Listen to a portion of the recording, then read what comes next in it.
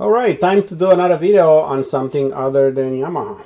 And what else better to choose than this beautiful Sony TA-N7, which is viewed by many as one of the statement pieces of not just the 70s, but pretty much all times. It's a very unique amplifier. It sounds fantastic when it works properly. It has got a very interesting design. It's amplifier topology in terms of being part V-Fet, part BJT. Very unique statement piece from Sony, in a sense, rivaling Yamaha and others of the era. And this unit really doesn't disappoint. This particular unit on my bench right here, it's a US version unit, actually in very nice shape, very nice condition. It isn't my unit. It is a unit of a customer also that has become a friend of mine, and he treasures this unit, wants me to do a full restoration on it and effectively give it another lease in life so he could use it regularly.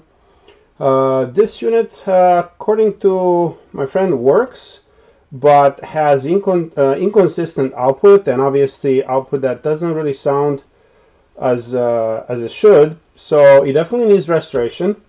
I have full confidence that this unit will work for many more years once we do a full restoration. In this video, we intend to share some of the details of what it takes to restore one of these. We will go through first just an overview of the major functions of the unit. Then we're going to dive deeper into some of the things that need to be replaced. I'll share some of those details with you.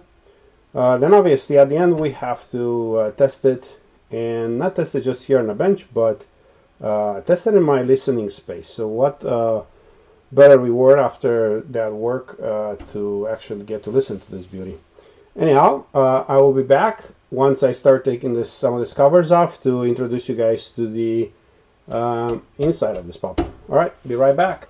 Alright, so here she is, all closed off and bottom naked. What we're looking at right now is the bottom of the amplifier, left-hand channel on my right-hand side, right-hand channel on my left-hand side.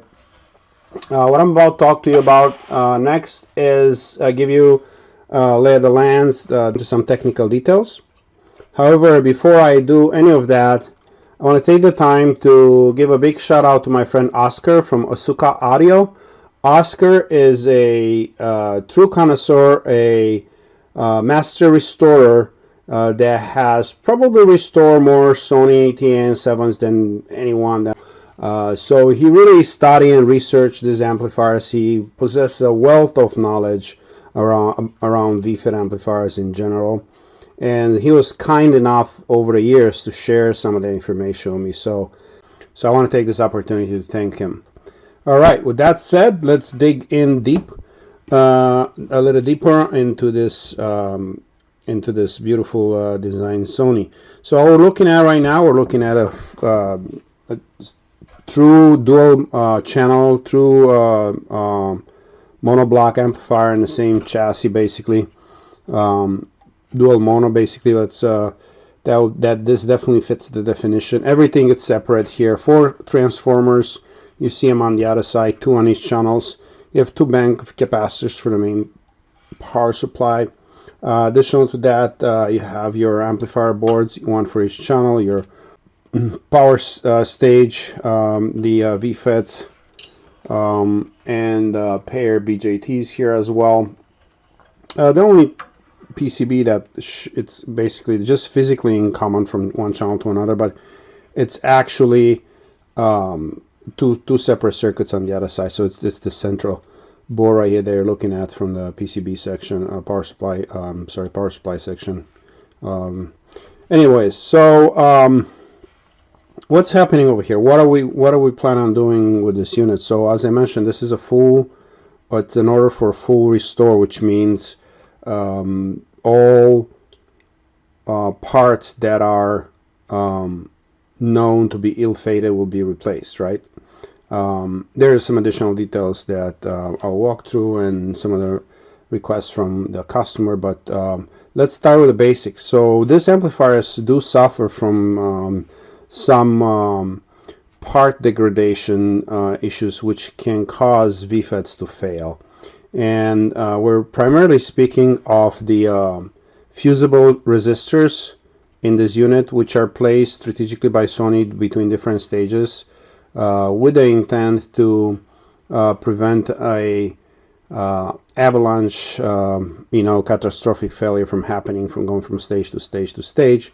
How effective they are, that's a topic for a different day. I'll just say that as parts, as physical parts, they do degrade over time without necessarily doing their job as protecting the circuits, right? They just degrade because they were poorly manufactured. Yes, this is not necessarily Sony's problem, Sony's fault. They picked the parts that they thought were best, but manufacturing techniques in the 70s are not where they are today.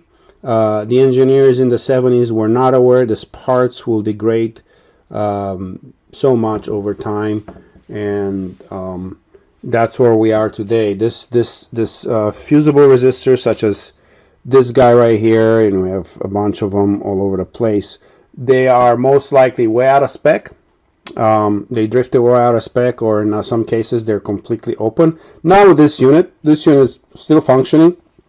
Supposedly when the customer, before the customer sent it to me, I obviously don't want to plug in a unit that I'm not familiar with, and the intent here is to do full restoration, so why bother, right?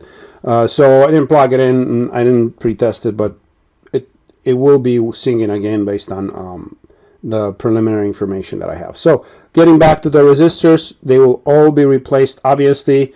That's one of the things that must be replaced in the Sony TA-N7 and their integrated sisters, the Sony TA-F7s, which also suffer of the same issues, and other equipment of the areas that have fusible resistors. Those fusible resistors should be addressed. All right, the next Achilles heel, the other Achilles heel of this amp is this bipolar junction transistors.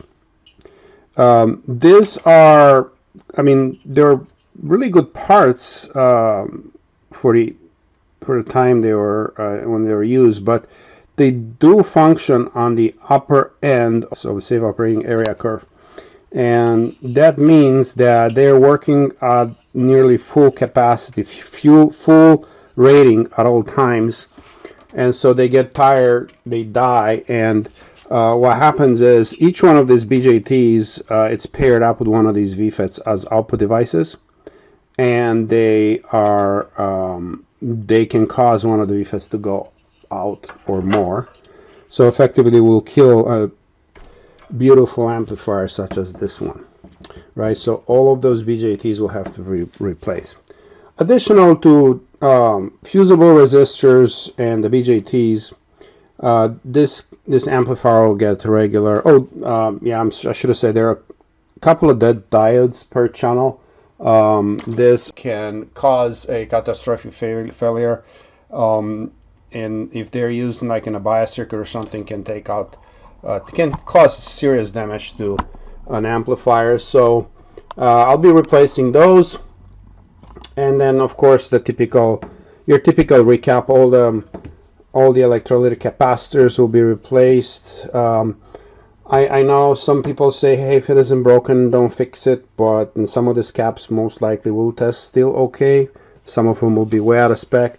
My philosophy is that if I'm going to spend this much time in an amplifier and the intent is to make it work for another 40 years, 40, this thing has worked that much, so my intent is to make it extend that life again. To do that, to ensure that, I do not want to take a chance for one of these caps to go out in a few years, and all this work and go to waste, and all this beautiful amplifier get essentially destroyed. So there's no reason not to replace them in my mind.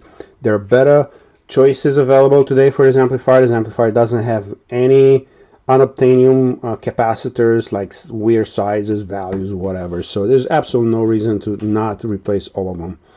Obviously the trim pots will have to be replaced. I will replace the input differential pair on this because they are not as stable as I would like them to be. There are additional choices out there, thanks to Mr. Oscar from Asuka Audio again. He has done some research, and thanks to him now we have some good solutions for that. And I will be replacing that. The amp will be much more stable at at idle and at all times. Actually, the DC offset will be much more stable with the new parts. Other than that, some other transistors will be replaced in here, which are known to be ill-fated, but minor. Not all of them will be replaced. There's no need to replace every transistor on this board, but like the protection circuit transistor will be replaced. Some of the bias circuit transistors will be replaced, and a few others. All right, one other thing I would like to showcase, talk about here, is how carefully Sony laid out the this beauty, this statement piece that they built. So they have everything separated here, actually physically separate as well, with this metal shields right here. These are here for more than just structural support. They are here also to block, isolate the mains, basically the power rails essentially, from the amplifier as much as possible.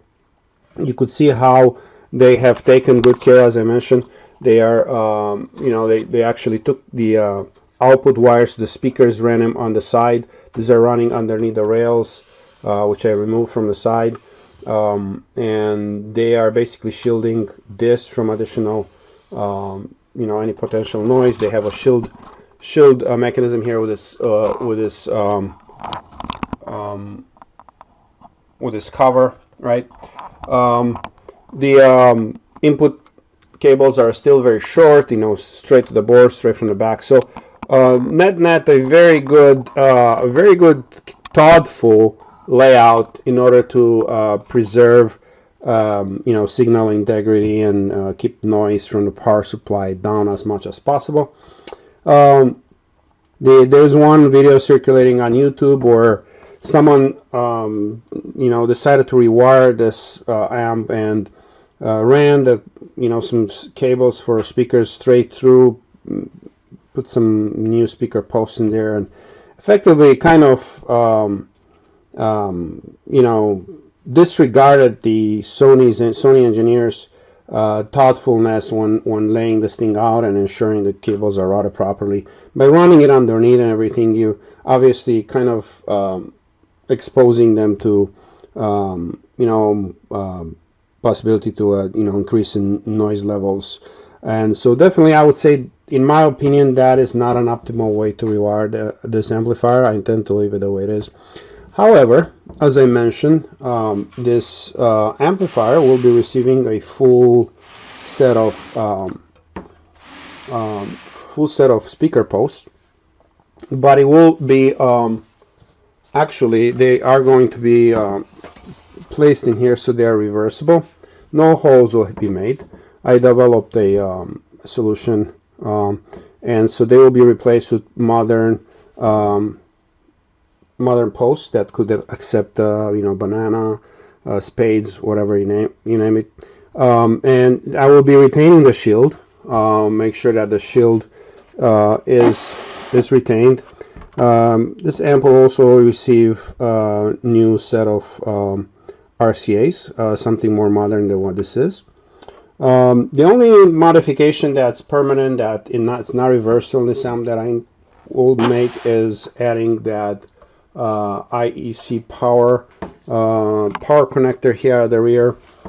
It will be really nice and neat put in here, and I think that from a usability perspective, I think most of the people would appreciate having the ability to choose their, have their choice of power plug for this amp. In my units and in this unit for this customer, which requested that that requested the power plug, I will be replacing the cord with a power plug.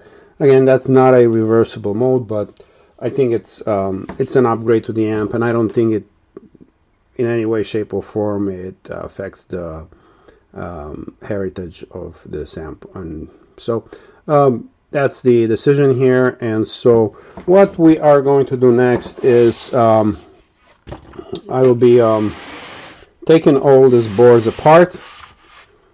Basically I will be disassembling everything, taking them apart, cleaning them, do all my replacements, and then we'll come back before we put everything back together, and then we'll go from there. So we'll be back soon. Please stay tuned, and I hope you enjoyed the video so far. Alright, so we're back. Here she is, fully taken apart, disassembled. You could see in the front of my bench here I have the main boards, the V-Fets, fully disassembled. I cut the power cord because, as I said, I need to install a power plug in the back. The V-Fet PCBs have to be disassembled to gain access to the fusible resistors, which are located these guys right here. So I had to completely disassemble this. This is where the soft start circuit is located. This relay will be, this is where the soft start relay is located. This is where the relay, this relay will be replaced. I will remove this board farther to access. I will be replacing these capacitors. I'll be replacing the rectifier diodes on each side. Alright, these are the bulk caps on the side, all the screws that came out of it. The back plate connectors. These are, I don't know, for some reason Yamaha, not in all models, but in this one I did find glue. Well, at least this glue was still holding them in it. There was a bit of a pain to get them out. Same for the RCAs. All of these will be replaced anyway. So yeah, this is one of the other pain points that I found with Sony. They use this sponge on the back of the relay, the speaker relay, for example, and I believe it's corrosive. I'm almost certain it's corrosive. You could see what it does to the board, and I'm not in this unit, but in some boards I actually did see the some signs of corrosion sneaking underneath the paste and going for the copper. So this is a pain in the butt to, after 4 years it totally disintegrates. As you could see, just look at this. Just no longer works as a sponge. It's got no flexibility. It has to be removed. Anyhow, that's that. The shields that were, basically covering the speaker posts come apart. This is the cable. This is where I'll be mounting that power connector, heat sinks, and all the metal skin is here, all the plates, all fully disassembled. I'm gonna be cleaning them. This unit was pretty clean to begin with. So yeah, now the next thing I'll be doing is replacing small electronic components, and I will come back once I have the boards ready. Alright gang, welcome back. So the amplifier boards are ready. They have been thoroughly clean. All the components that I wanted to replace have been replaced. Back it's cleaned. So they're technically and actually ready to go back in. If you notice something a little bit different here, for those of you that know this amplifier, you'll notice that there is a very nice adapter there, and it is from Suka Audio, from Mr. Oscar. Thank you, Mr. Oscar, for your genius and for your kindness for putting this together. What this resolves are two things. The drifting DC balance that some of these amplifiers end up having over the years by replacing the input differential pair with a single die, extremely low noise transistor. This actually has lower noise than the original. And then adapter for a new format of a trim pot versus the original. So it's nicely put together on an adapter board by Suka Audio. So I'm very thankful for being able to get a few of these and not have to build anything or deal with this myself. So I'm always happy to take somebody's work when I can. It's offered to me. I'm very thankful for it. So, all right, so the boards are ready to move on, but let's talk about what came out of them and some brief details of why. All right, so here we're looking at about 100 and some components, 150 some components actually. Not a large number necessarily, but very important replacements nonetheless. Here's your what one would change in a typical recap. This right here are the electrolytics that I replaced. There are a couple of let's go closer a little bit. See if we could get in there a little closer. Yes, there we go. There are a couple of tantalum caps right here. This I replaced. Sometimes those go leaky. They're prone to failure. There are a lot of film caps that you see here. I replaced the green ones again for the same reason. They sometimes can become noisy and create very hard to detect issues. There are two coupling caps right here, the polypropylene caps. As I don't know if you noticed, these are bypassed here on the board, as I will be installing a larger size, better quality coupling cap for the coupling input and the amplifier within the chassis. I will share that with you once that job is done. Moving down this list right here, we have a bunch of diodes, including this 4 diodes right here, which are, nickname death diodes because they're known to fail in Sony units, and they're known to take out the 1 or 2 V-Fets, probably more sometimes. A bunch of other diodes right here, including Zeners, because Zeners become noisy over years, and just because new manufacturing techniques are better than those that were in the 70s, so I replaced those. Other diodes replaced some of them because of tarnished legs. Next, we're looking at all the power transistors right here. These are the BJTs that are sitting in pairs with the V-Fets, which you could see here. The V-Fets are all clean, ready to go back into the unit. So all the power BJTs are replaced. As I mentioned, they function on their upper end of their safe operating area, and so I replaced them. These are your the drivers. I replaced those as well because I feel like they need to be beefed up a little bit. These are the input differential pair, which I mentioned I replaced with a better transistor altogether. Additional ancillary transistors sitting right here, mostly from the protection circuit. Then we're looking at a lot of resistors right here. The little ones are all fusible resistors.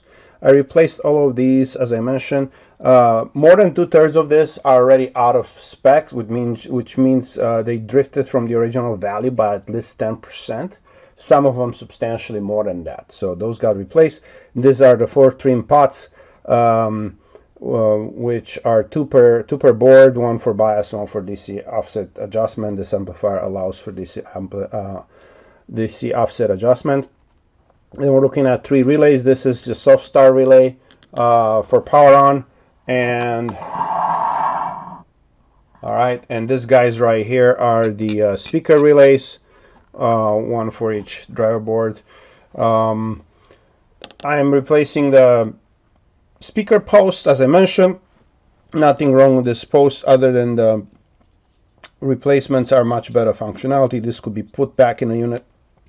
I designed a completely new solution for this amplifier because I didn't want to butcher it. We'll talk more about it when we get there. I didn't want to put holes through the chassis or do something else for these.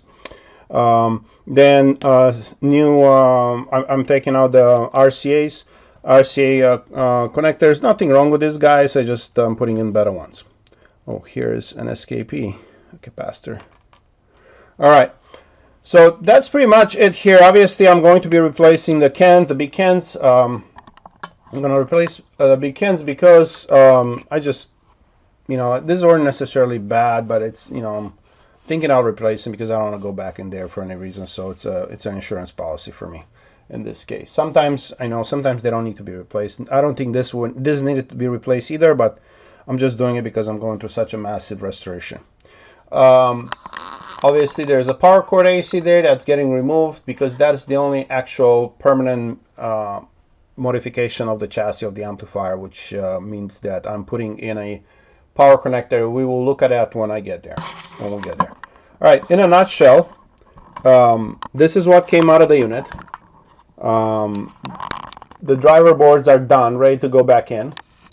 Oh, I forgot to mention, obviously all the insulators from the V-Fets and the output transistors will be replaced. So these are just sitting here. They're going to be tossed out. Anyways, yeah. So yes, the driver boards are ready to go back in. Once they're back in and the amp is on the bench, I will be right back. So stay tuned.